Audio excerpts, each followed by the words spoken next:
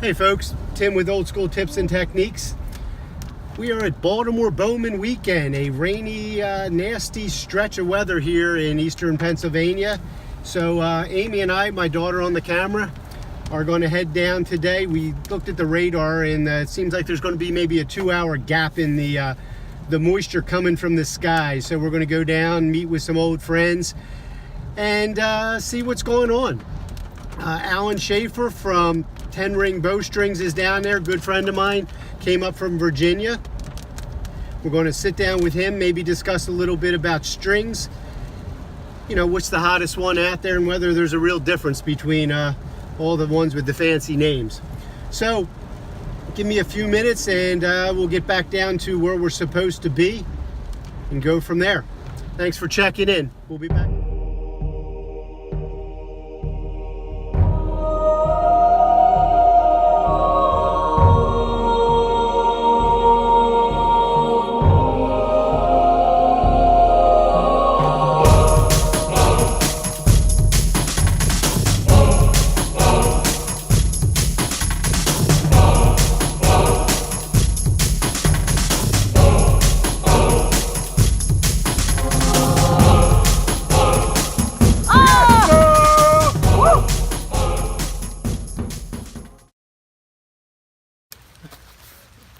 I really got to watch who I hang out with.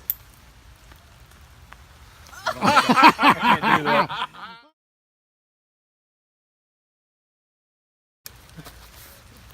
I really got to watch who I hang out with. I can't do that. All right, Ed, you're up. I don't care. Hold on, hold on. I got a face for radio. I'm good with it. Hold on. What do you think, Jerry? What do I think? This is a motley crew right here. Do it. Look at this guy. Evan's going to do it. Where's the form? Oh my! Good shot there, buddy. Good shot there. I don't care about Evan, you got this down. You got to be up above his head a couple feet. That's what I was. Hey guys, Tim back here with Old School Tips and Techniques, sitting here with Alan from 10 Ring Strings, and just going to bounce a couple questions off him and see how that goes. So we're sitting here dodging raindrops at Baltimore and talking a little bit about strings, and as you guys know, there's about 15 different string materials out there, and just trying to get an idea from Alan, what's the hot string on the market right now as far as materials go?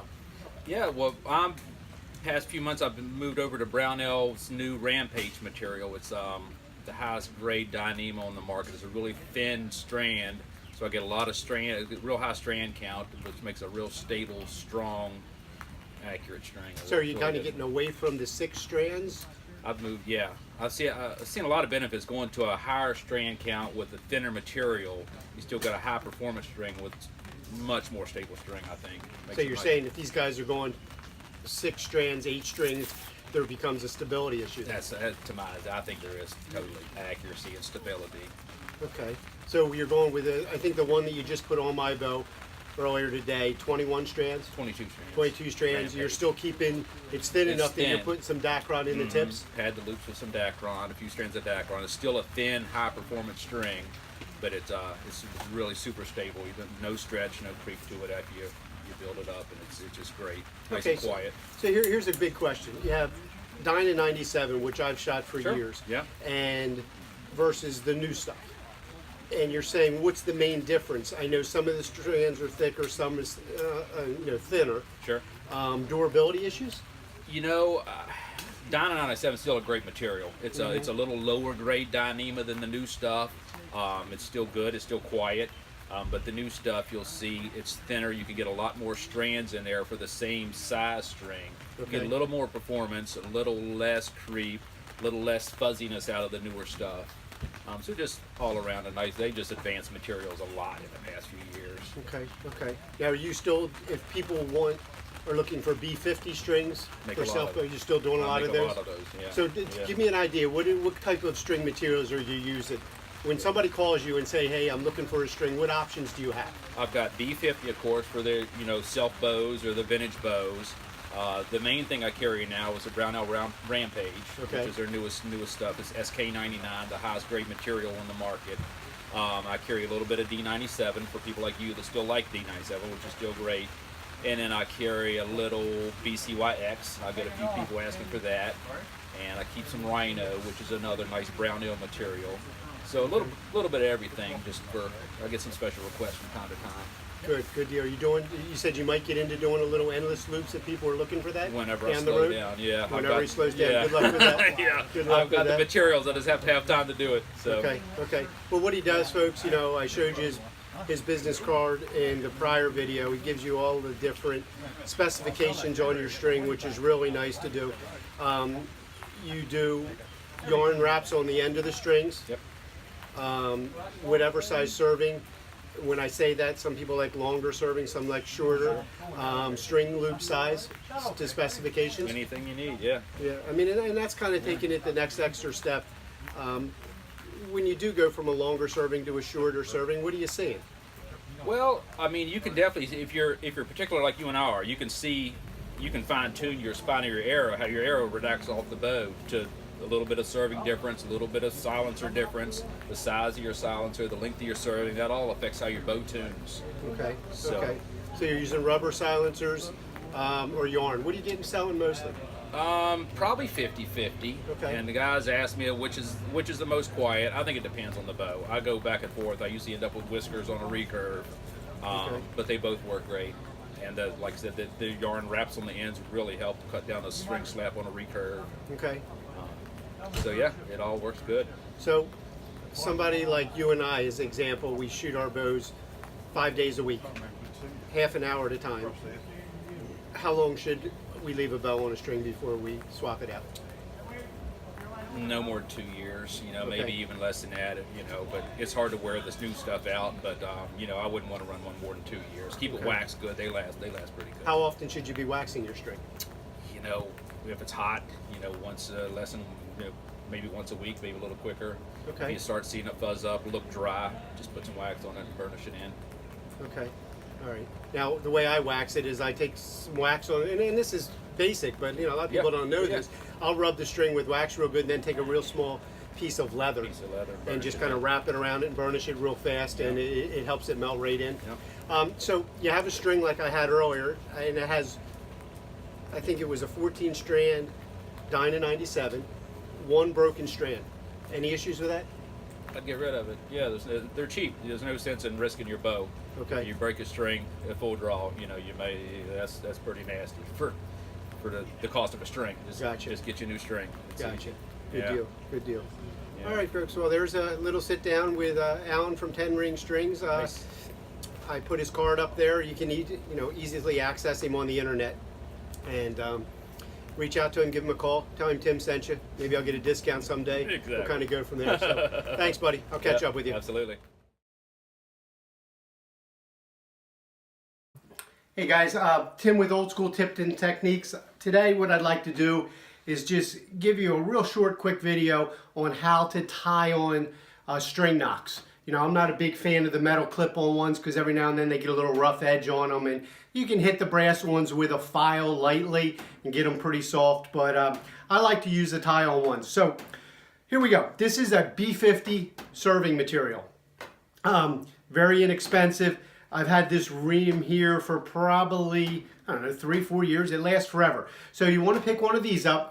You can pick them up at a local archery shoot if you're going to Denton Hill or something like that, or you can give Lancaster Archery a call. They sell them. Make sure it's heavily waxed. Most of them are. Okay, but it needs to be waxed. And what I want to do is when I tie them on is I'm going to kind of go over the rhythm that I use in walking it up the string. If you twist real hard on the ones I'm going to put on, they will move up and down the string if you're tuning. But the ones I want to show you are the ones that we're going to get on there, and we want them to stay in place, and we want all the edges of that string knock to be flat and soft. Okay, so we don't want to put a match to one and have it have a rough end that, every time we come into our anchor, it scratches our face a little bit. That just drives me insane. So take a couple strands of this B50. We'll just tie on the top one just in order to save some time here. And I want to walk through it pretty slow. I'm going to move over here and put a white towel on my waist here. So hopefully we've got good enough lighting here to show you guys exactly what I'm doing. But I'm going to set this one up at 5/8. So we're just going to kind of clip on here. How's that lighting? Pretty good? Mm-hmm. Okay. So we're just going to set this one on here at 5/8. It'd be easier if I put my spectacles on. All right, so the way we're going to get started here is we're just going to tie an overhand knot. One tie, that's all we're going to do. We're going to pull that thing down to 5/8. Okay, so pretty much set right on 5/8 right there. All right, so I have this towel here. Hopefully you guys can see it. So when we tie our first one, we just give it nice snug. When you look at the knot, we have a high side and we have a low side. The high side always stays high, okay? So we're going to tie on this side of the string an overhand knot. Then we're going to tie an overhand knot on the bottom of the string. Then we're going to tie an overhand knot on top of the string and on the bottom. It's going to work right up that string and keep it nice and smooth. So here's the top ear, here's the bottom ear. It stays on top, so it goes over there. Right on top, give it a nice snug pull. Here's the overhand ear, here's the under ear. We're going to come up on top of the string now. The ear that is up stays up and it goes over top, underneath. We're going to pull this nice and tight. You can see it walking up the string. Now we're going to go back under the string. The overhand, the up ear stays up, goes like this, and we're going to walk it right up the string. And we're going to come back up to the top again. You can hear my dog whining in the background. Hopefully that's not picking up, but he wants over here with us. We're going to pull this right down. It's right on top. So we're going to do this about 7 times until you get the size knock point that you want. Okay, so overhand stays up. We're coming back up on top of the string. It goes over. And all we're doing is just simple overhand knots. All right, we're going to go one more underneath. And now, this is the final one, so we're going to be done after this. We're going to come up top so it balances nice. We're just going to take the top ear, the one that's up high. We're going to stay up top. We're going to go over once, around, and over again. So there you have it. We're just doing 2. And we're just going to kind of pull that in there, get it nice and tight. And that's it. So we're done right there. Let me go back over here. We'll grab some scissors, we'll grab this, and we'll grab this. All right, so, still see that there? Just going to clip these ends. Left a little bit on there. Not a whole lot. Going to take a lighter. We're just going to kind of back it all around that whole entire knock, just real quick. Okay, so right now it's smooth. Okay, there's no soft or hard ends or any pieces sticking up. It's smooth. And then this is real easy, guys. This is just clear fingernail polish. That's all it is. When your wife's out, steal a small one. She'll never know it's missing. You can also use super glue, but I just take a little clear, just like this, and then all we do is run it around it, off the edges a little.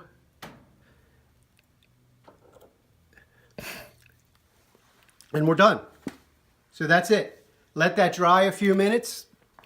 And it's going to give you a beautiful knock point. We're going to do one on the top. We'll do one on the bottom. The bottom one, we just basically revert the bow around and we walk it down the other way. Okay, so it's going to start with the first tie here. We're going to take those ties, down towards the bottom limb, and same amount of ties on top, same amount of ties on the bottom. Hit it quick with a lighter, trim it, hit it quick with a lighter. Make sure there's no sharp ends. And it's waxed. So when it's waxed, once you clip that, you can kind of rub that wax in there. It sets real nice. Hit it real quick with a lighter. kind of tightens it on the string. And then again, just clear fingernail polish. Works fantastic. After a month or so of shooting, you want to touch it up, hit it with another coat of clear coat fingernail polish, and it'll kind of bring it right back to life. So quick tip of the day, there you go. Hopefully it works out. Have questions, you know, type something down in the response and the comment section. We'll get right back to you. Thanks, guys. Have a great day. Later.